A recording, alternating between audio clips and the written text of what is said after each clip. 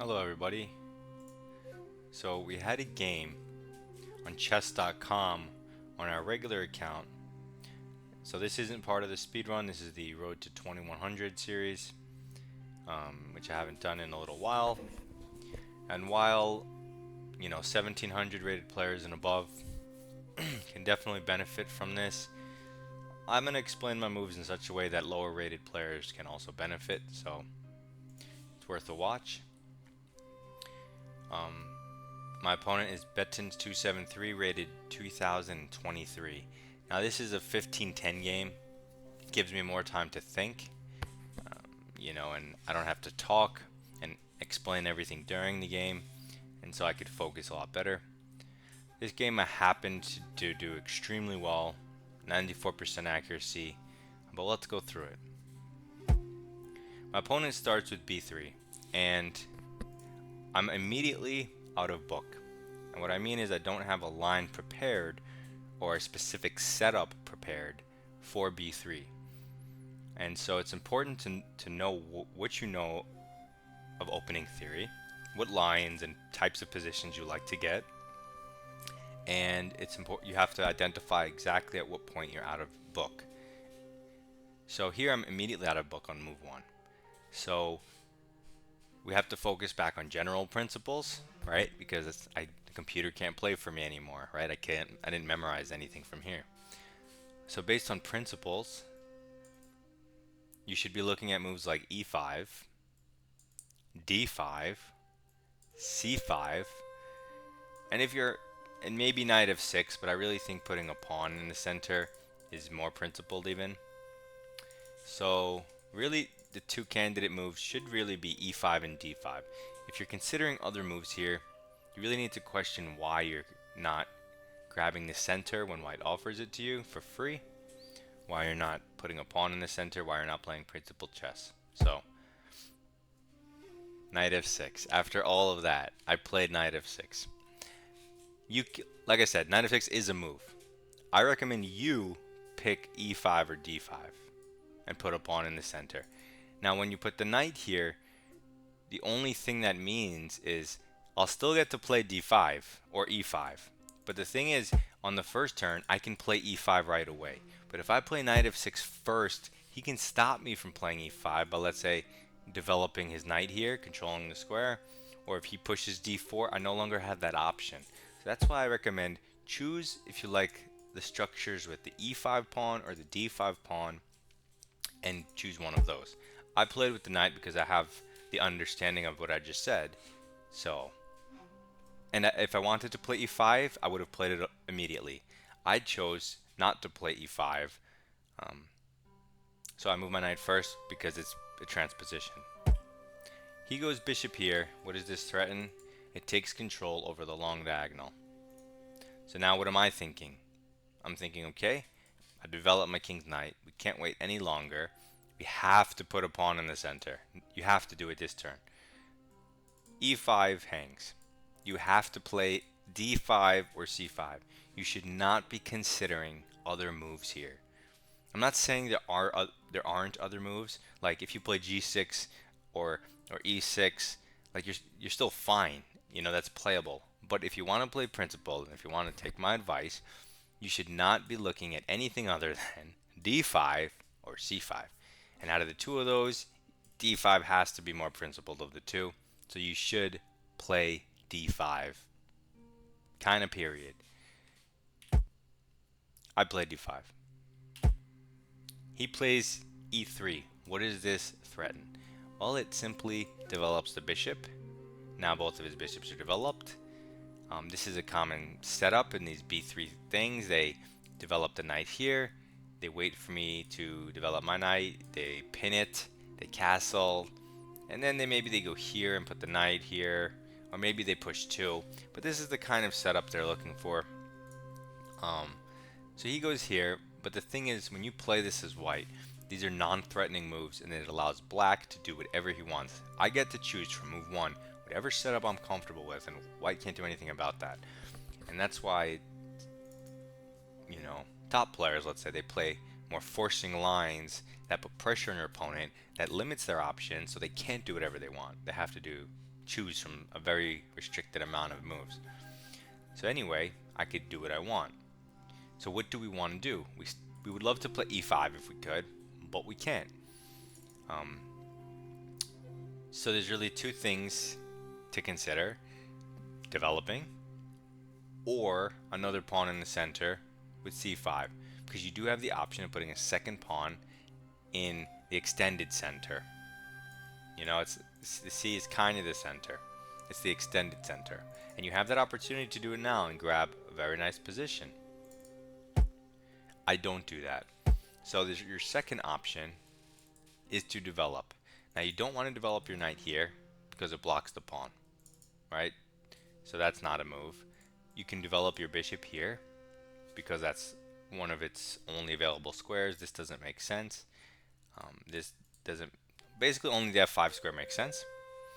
And if you want to develop this dark square bishop this turn, you can either go with an e6 or a g6. So the developing moves are the ones I just mentioned. So you should choose from among these moves. If you're thinking of other moves, you're not following the right train of thought for the opening. So c5 is very principled, or just developing your dark square bishop and getting castled, also principled.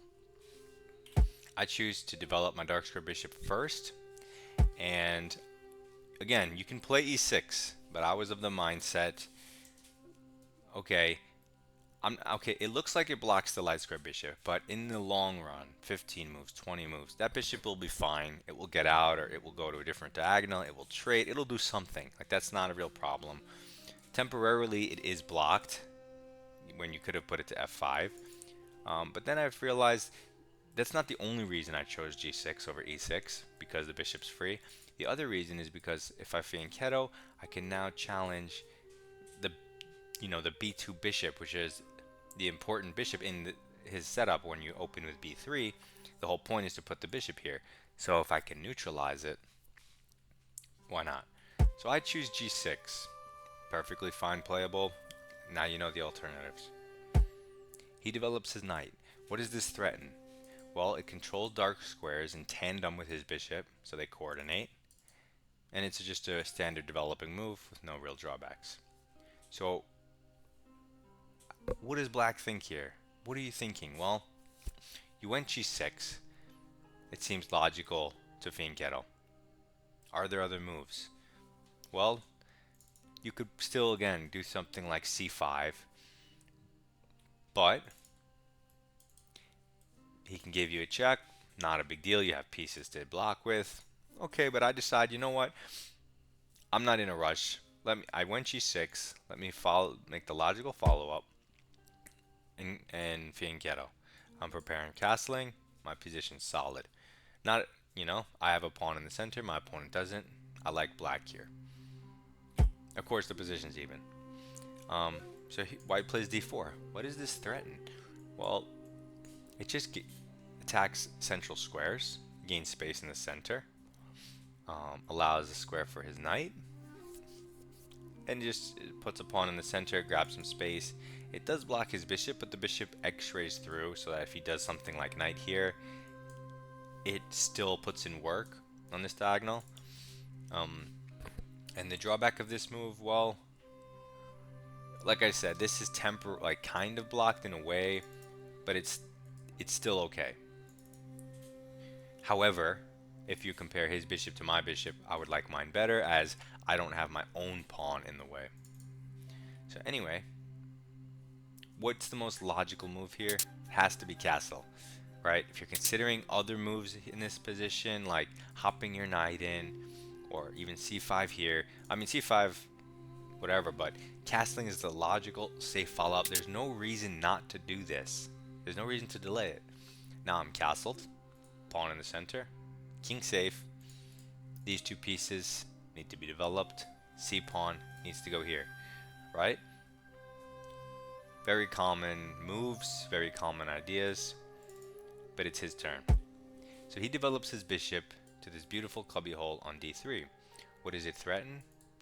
Well, it doesn't threaten anything because I have this nice coverage on the light squares, but it supports the center, the e4 square, develops a piece, prepares castling. Drawback, it gets off this diagonal, but that's not something I can utilize. c5, so you're in this position. What do? I imagine most of you would put your bishop to g4. And of course I considered it because it looks like a nice developing move with a pin. However, you have to always say what's my opponent's most likely and also best response.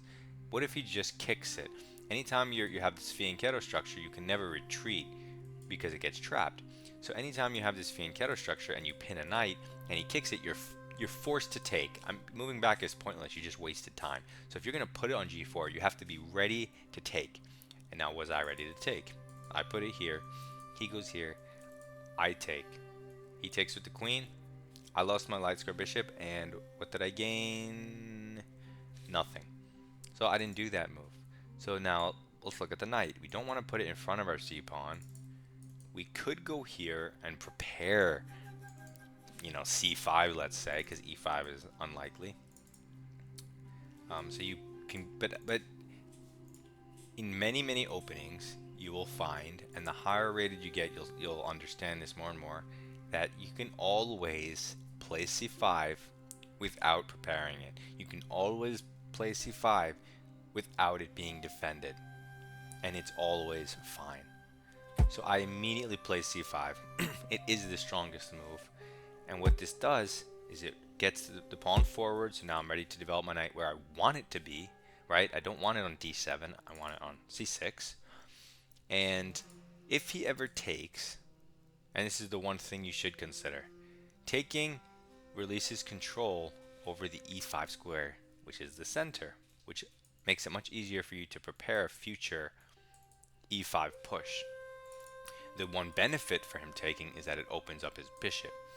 So I had to say, oh wait, do I want to open up his bishop? I had to consider that. And I determined that it's no big deal. I still have, I'm supposed to attack the center. That's principal chess. I'm going to attack it with the pawn. I'm going to attack it with the knight. Maybe I can attack it with the e-pawn. That's what good chess is about. And even if I open his bishop, I have my counterpart in g7. No big deal. So I made this move, and he does take because he figures my bishop's open. How bad can it be? Now, like I mentioned, in many openings you see this c5 where they just take it when it's undefended. Now, just like in those openings and lines, and just like you have it here, you have the possibility of queen a5 check, winning back your pawn immediately. And so that's always an option there. It's an option here. But similarly, in those positions, and this is why I'm using information I know from other positions here, you don't have to take back with the queen. Oftentimes, you'll wait 2 or 3 turns and take back with a piece, a minor piece, right? Because he can't really defend it, so you kind of can choose how you want to take it back. So I considered queen a5, and it's a great move, awesome move. But I decided to get slightly fancy and go knight a6. Knight a6 threatens to take the pawn with the knight, because I would much rather have the knight there than the queen there. So this is my train of thought. But the one thing I had to consider before making this move is, what if he takes? Then I have to take, and now my knight is no longer hitting the pawn. But, so he's up a pawn there. I have doubled pawns on a6 and a7, but I figured that I can fianchetto, right? Have a really nice diagonal for my light square bishop, which is uncontested, staring at this weakness and the diagonal in general. I can put a rook on the c file. I can go knight d7 or e4, and I'll get back my pawn, and I'll have the bishop pair. So I'm willing to ruin my structure to give myself good lines in the bishop pair. So I should also mention that I was willing to do that. I was willing to double my pawns and have that structure, but you don't even have to. If he does take this, you do still have the queen a5 check, and then you can take the bishop with the queen. But I don't even know if I would do that. I kind of like having the fianchetto option for my bishop. Anyway, he doesn't take. He castles. A strong player will not just give up his bishop like that because, ooh, double pawns. Like, it's not automatic the way it would be for a lower rated player. They actually understand the importance of the bishops and this beautiful bishop and this knight on the rim. They understand the differences. But now that he didn't take, and he probably should have taken, um, I'm going to go forward with my plan and recapture my pawn. Now, material's even, right? This stuff is kind of symmetrical. So now let's look at the other stuff. Our bishops, let's say they're equal. Okay, so his light square bishop is a little bit better than ours. Even though it's staring at nothing, it supports the center. Ours has this whole diagonal, but it's not so relevant. But our knight is actually much better than his knight. And we have a pawn in the center. So I would say black is slightly preferable, practically speaking. So what does he do? I'm attacking the bishop. I would love to take it. So he retreats. What is the threat? There's no threat, but you have to notice it opens the queen. It defends the knight, so there's no pins or anything like that. And the drawback is it releases control over this diagonal that it was controlling. So now if I put a piece here, his bishop can't take it. So that's something to note. So now you're looking at this position, you're thinking, what do I do next? I still have this bishop to develop, right? I also want to point out that if at any point you guys are thinking about e6, notice how that weakens this dark square, and g6 also weakens that square, the f6 square. So even though it looks like, oh, I'm going to solidify my pawn, your pawn's safe at the moment, and you don't really want to do this, definitely not with your bishop in right now. So this was a point where actually I was hesitating. I was like, what do I do? I really wanted to just like put it here, you know, put the bishop here. But then I'm like, let's just say he kicks it. What am I doing there? Like, what's next? It didn't really make sense to me. And then I'm like, you know what? This is an interesting square, even though it looks weird. But again, if he just kicks it, why is it there? So I said, you know what? It looks super weird to go b6 because you have to consider the light square weaknesses you're making once you move that pawn, right? But I have a light square bishop and there's nothing here. And I'm going to fianchetto if I go b6. So I went b6, which actually turns out to be a really good move. I wasn't sure when I was this was one of the moves where I'm like, I really wasn't sure if the computer was going to be like, oh, just terrible move, right? This was the first one in the game, but it turns out that my logic was fine. And even though you create some weaknesses, he can't do anything about it, and I have a bishop. So my goal is to develop this bishop, but if I went here, it would just be kicked, and if I went here, which looks natural, he's just going to go h3. And if you're not willing to trade for the knight, why is your bishop there? And I'm not willing to trade. There's no way I want to take that trade and put his bishop here, right? That would be a mistake. So I go b6. It also incidentally supports the knight, which is just like an added bonus. He strikes the center with c4. What does this threaten the center? It potentially allows him to develop his knight here. The drawback is it weakens these two squares. This one is, you know, maybe available in the future. So if you look at white's position, right, it's like the epitome of solidity. It's just the knight here, the bishop, the pawn, like everything is perfectly safe, no weakness, everything is, you know, so that's how he's trying to play. Whatever. It's kind of boring if you're white, like, but that just means he's afraid. He's not willing to take risks and go into, you know, play the bishop's opening and go into some crazy tactical thing. So I look at those people like, oh, you're afraid? I'm not, so let's do this. So here, what can you do? You can take the pawn, but bring his bishop out. Why? Right? To take is a mistake a lot of times, so I don't see the benefit in taking. So let's continue with our plan and keep developing. Now we have a bishop here supporting the pawn, but even if the pawn disappears, our bishop gets even stronger, right? So that's we don't even care in a sense. So it's nice. And now we're double fianchettoed. Beautiful knights. Now we just have to worry about the heavy pieces. The rest of our position looks wonderful. Okay, white's turn. He takes. What does this threaten? Well, he opened up a square for his bishop. He's threatening to just say, hey, I want a pawn, so I want to take back that pawn. We have 3 possible recaptures. To me, only one of them looks ridiculous. Well, not pretty bad.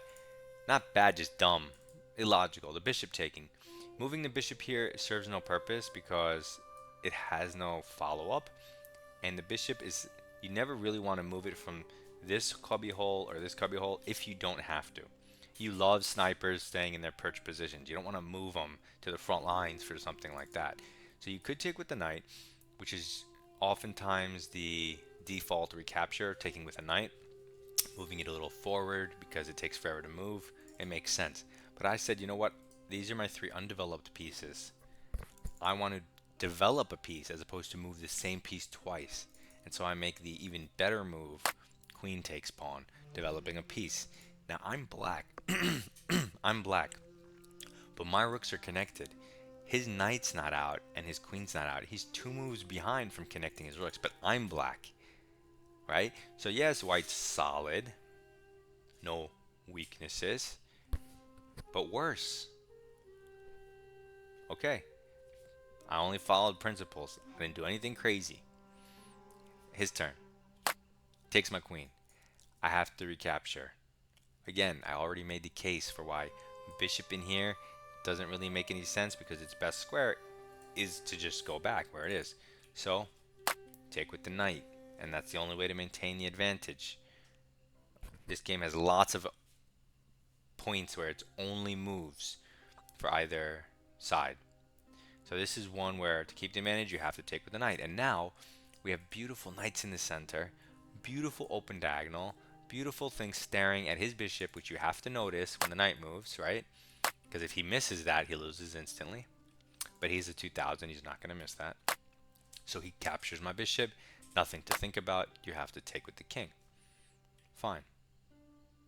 Now, the weak squares that my bishop was guarding, they're not weak. The king's here, the pawns are here, but his bishop was guarding these squares.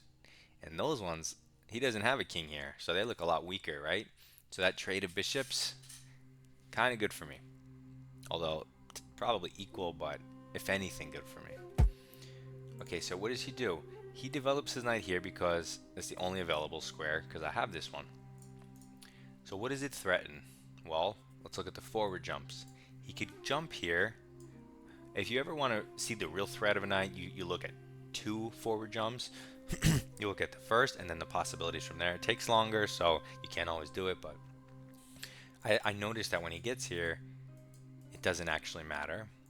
If he goes here, it's covered, but it doesn't actually matter. So this knight, I don't really see a future for it. Now what's the drawback? It undefends these 2 squares. Can I take advantage of that? Yes. I immediately, now normally you might want to bring in one of these rooks to the files and continue developing.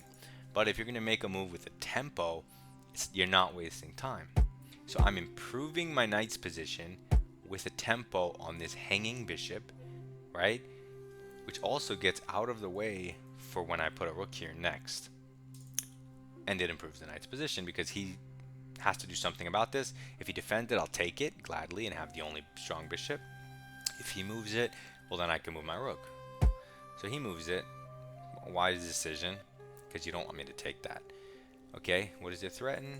A little pressure, but nothing. The drawback takes away that square from his knight, potentially.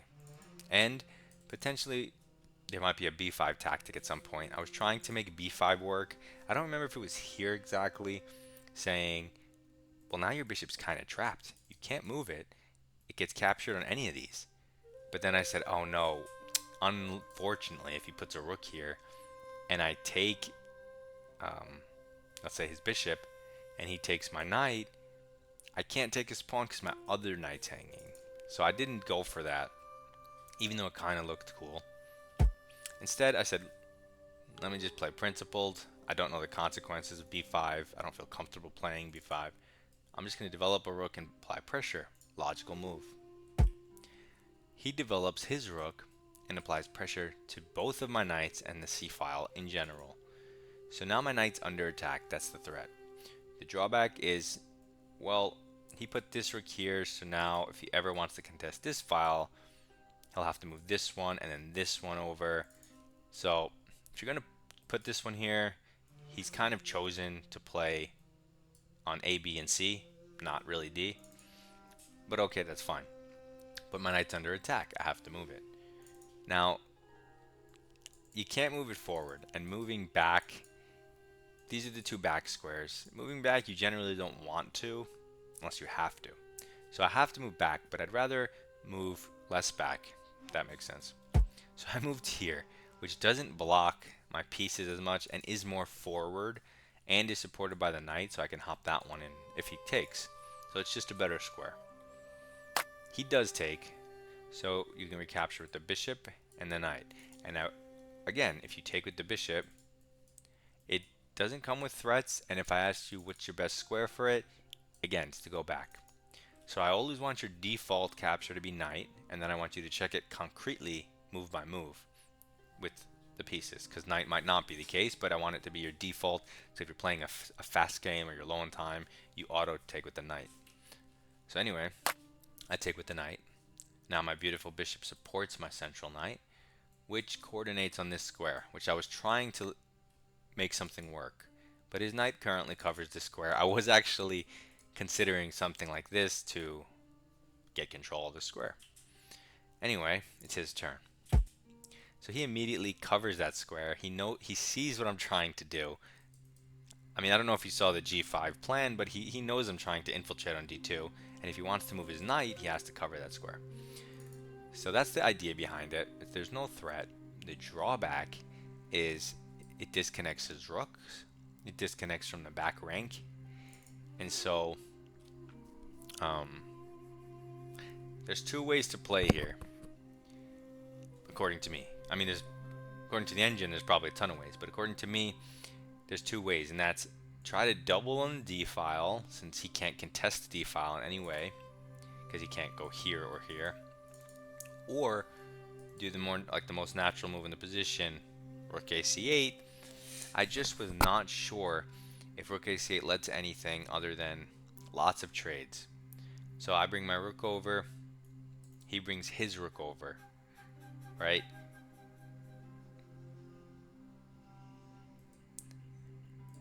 I was thinking of something like, oh, b5,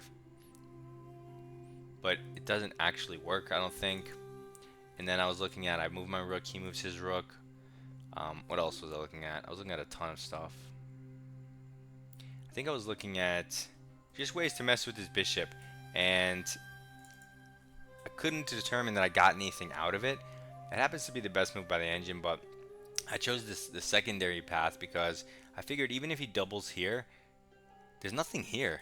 Like, his bishop is in the way of his own piece. The only infiltration square he'll have will be here, but that takes 3 turns, considering I go first. So I chose the other path. Now all of these squares are taken. So if I do want a rook lift, I only have these squares. I don't want to go to the light because he has a light square bishop, as well as it walks into this.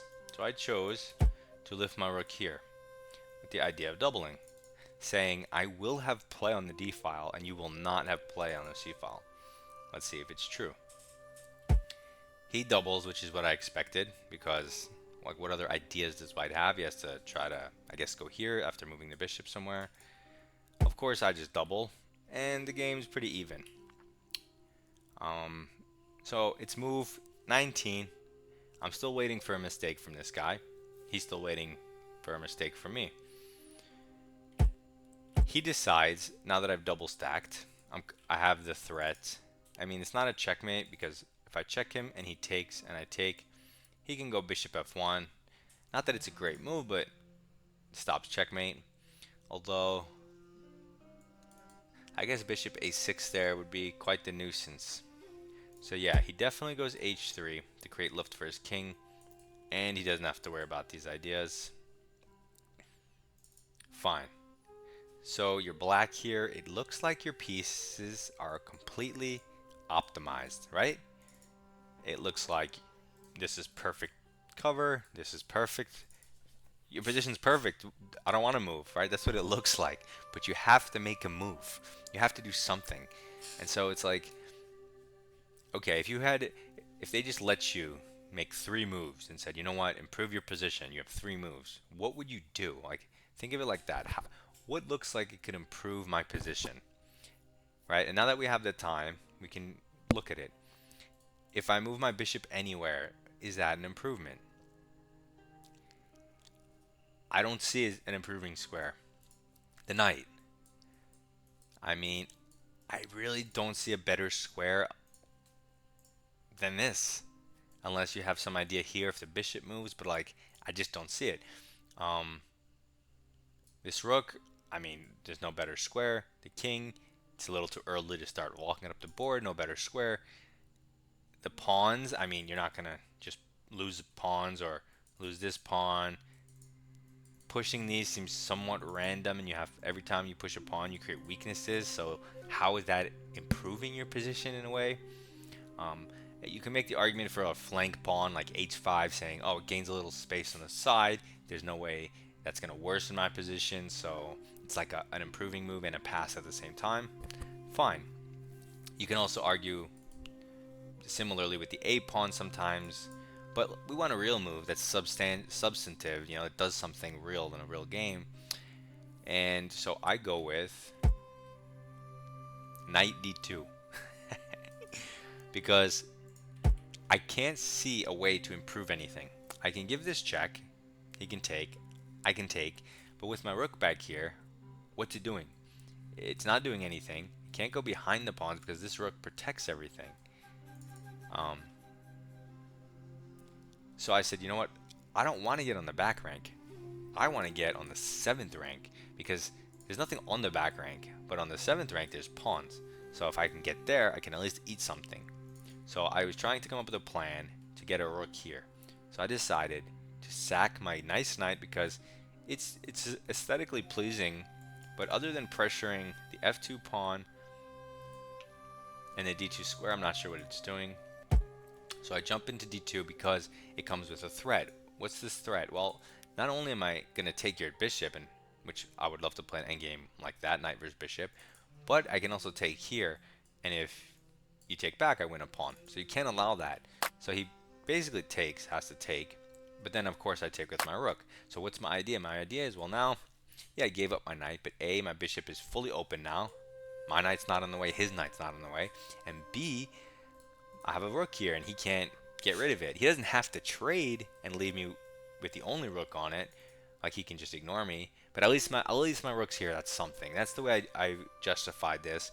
And so the position's like obviously pretty equal, but I'm the one with the rook here, so I'd rather be black. And he's blocking his own thing with his bishop, so I'd rather be black. And now he makes a very logical move. He says, okay, my bishop is misplaced here, right? It's not doing anything. It's in the way of my rooks. So his idea is to go here, which opens up his rooks, and next move, he's going to contest my bishop on the f3 square. Now, because there's nothing left in the game, if I took him and doubled his pawns, it's completely meaningless. Doubled pawns here mean nothing. So if I let him do that setup, I can't win. I have no pressure. Fully, it's good for him. It's a good plan. But there's a fatal flaw. He moves his bishop here. And I asked myself, what's the threat? I was like, wait a second. What's he trying to do? At first I thought he was just trying to go in here. But you can't do that because everything hangs. And I'm like, oh, he probably wants to go here and neutralize my bishop. That makes sense. Well, what's the drawback of this move? Well, it lets go of this diagonal. Fine. It also puts itself in the way of my rook. And this, when I saw this, I'm like, this looks very weird. So I'm like, okay, what happens if I take the bishop? He takes. I don't see a follow-up. There's no tactic there. What happens if I take the rook? He takes the rook. I can't infiltrate anywhere, so that's not a thing. And okay, now my bishop looks pretty. And in a middle game, or an opening, that's a beautiful, great spot for it. But now that it's an endgame, you have to actually target concrete weaknesses, right? You can't just settle for looking pretty. You have to attack actual pawns in the endgame. And so it's hitting this, but it's never going to win it without the rook's pressure. That's not happening. So I noticed that I had this one opportunity to play an only move that wins the game. And I basically gave you the hint that it's a bishop move. So yes, I did find, let's see, it's 6 minutes on my clock, 5:56 to 5:26. So 30 seconds later, I move my bishop here. Now, what's the point of this? Well, it attacks his rook. If his rook were to just vacate, I win the bishop. Can't do that. If the rook, can't move because then it hangs. Can't stay there because it hangs. If he takes my rook and I take back, his bishop and his pawn are hanging. So that's not good for him. So then the only other move I could think of for him is attacking my bishop with his rook. So that if I take, he takes, and then if I take his pawn, he takes my pawn. It turns out, of course, that ends up being a 4-on-3 and a 2-on-1. Now you will always gladly have the 2-on-1. You always want the 2-on-1 because what that means is after the pawns meet each other, you're gonna end up with an outside pass pawn, whereas he's gonna try to not be able to make a pass pawn on the other side because your king's there. So anyway, I go here. What does he do? He takes. I take, and then he does the move that I thought he was gonna do last turn, and that's put the rook here, attacking the bishop. Okay, what does it threaten? Well, it's cheeky, saying I'm gonna save my bishop this way and win a pawn back. And it's really funny because the computer in this position just screams to do anything with your bishop. Anything. Move it here, move it here, move it here, move it here, move it here. Play f5 so it doesn't hang. Anything like, basically, don't take and take. Don't let him trade. And I get it because, okay, let's say I move back. Then he's going to move his bishop. And then I take this pawn. Let's say after a trade of bishops. And I'm up a pawn with the 2 versus 1. But for some reason, I didn't look at it like that at the time. For some reason, I saw this position and I'm like, and this is my one actual mistake in the game, why it's a 94% and not a perfect game, let's say, is because of my endgame understanding here. I got too caught up in tactics. Like, obviously, if you just go, let's say, here and defend the bishop, his bishop's hanging. So if he does do this and you take, take, and take, I'm up this pawn. I'll get the outside pass pawn. He has to try to somehow draw it. Fine. But I thought for some reason that I would have better practical chances if I play this tactic I thought I found. And that's bishop takes pawn. And the idea is, if I take, he takes, and then I get a pawn, he gets a pawn. But if I take here, and he takes, and I take, I got his g-pawn, but he didn't get a pawn of mine. So I'm just up a pawn. And this structure would be shattered. It would be 3 pawn islands.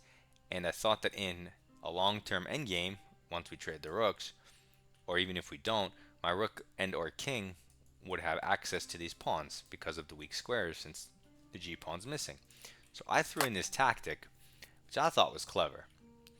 But because I don't have the outside pass pawn anymore, it's technically holdable for white in an endgame down a pawn, in a rook endgame down a pawn, which I know that. So that's why it's weird that I didn't go for the other line, because I also know that the outside pass pawn is what you want. But anyway, I did this. He takes, I have to take. Now I'm just up a G pawn. But I still would much rather be me here because I'm up a pawn. I'm already have the threat, and he's gonna lose if he lets me take that. So he can only defend it one way, which is this. But that way looks super ugly on account of my response. Now, what does this threaten? Threatens the pawn. You can't defend the pawn in any way. There's only one move that doesn't lose the pawn, a5. So I play a5, best move.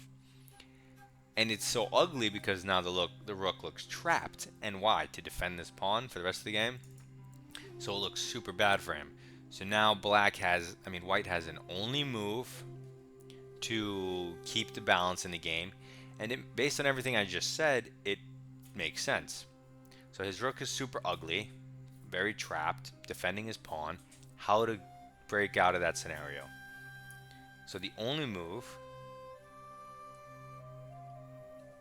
b4.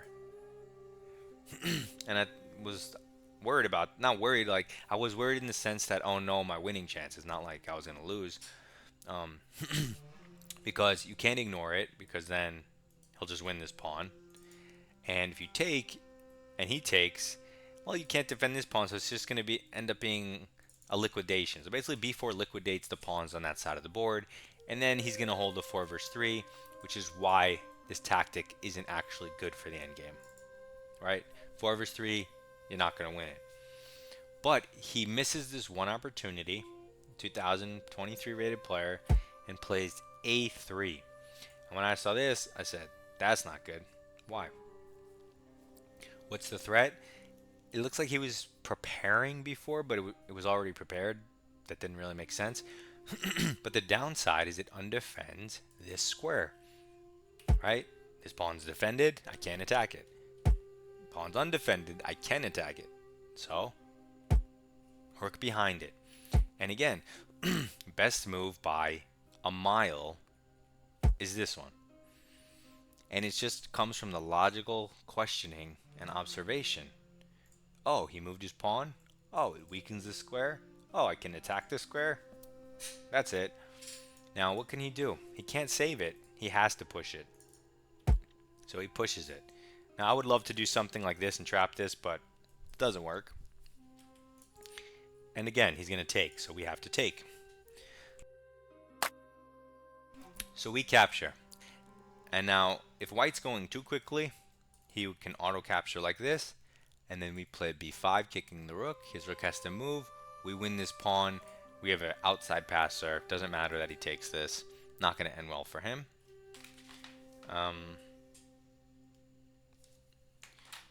So he correctly takes with the rook. But now there's no point in not trading the rooks. Because if I go anywhere, again, it's just a liquidation with the rooks on the board. And with the rooks on the board and a liquidation, he can hold a draw. But I know in my head that I'm going to take the rook.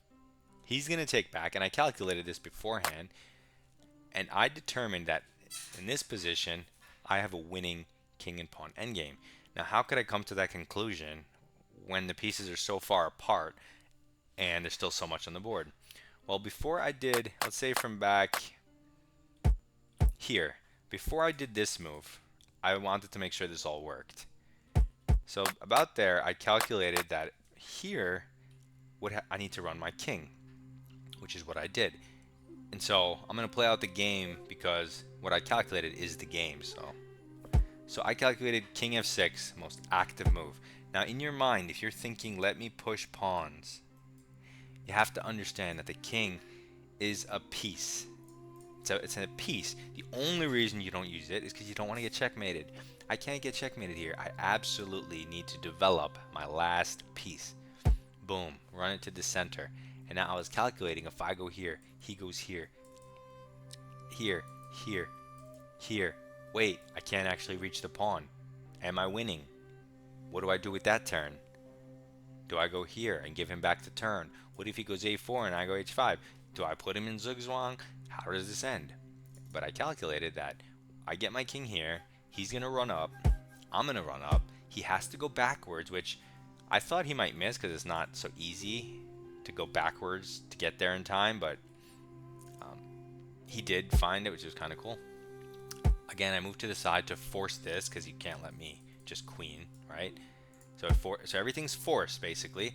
And I said, okay, in this position, it's like a zugzwang because I have too many pawns and his aren't going anywhere because he can't push them because they don't go anywhere. The only one that goes anywhere is this with a check.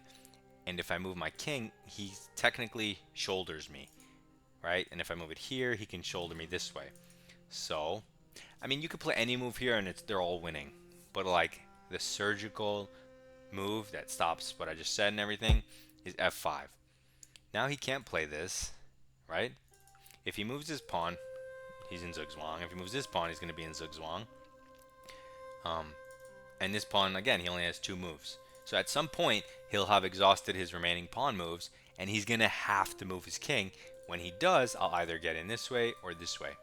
And so this is how I determined that it was winning. But to do that, you have to understand shouldering, opposition. You have to know what zugzwang, like all these concepts. So what does he do? He plays this pawn move. The drawback, of course, is this is a huge hole, which means his e-pawn will never be able to move forward. And if my king ever gets here, of course, it's game over. And again, he's going to be in zugzwang. All I have to do is exhaust his remaining pawn moves. b5. I took away his b pawn move as well as this shouldering square. Like, let's say I moved my king, he can't go there. All he has left to do is move this pawn or his king. He moves this pawn. He's out of pawn moves. And again, you can play anything, right? But the surgical principled move is e5. If he takes and you take, notice his pawn covers, he can't get in. He has to move the king, and then you move your king, you win the game. If he doesn't take, again, he has to move the king because he's in zugzwang, and you get in. So it's completely game over. A nearly perfect game. I was really trying to focus for this one. You know, normally I'm just chilling, laid back. I really wanted to just like see what would happen if I zoned in.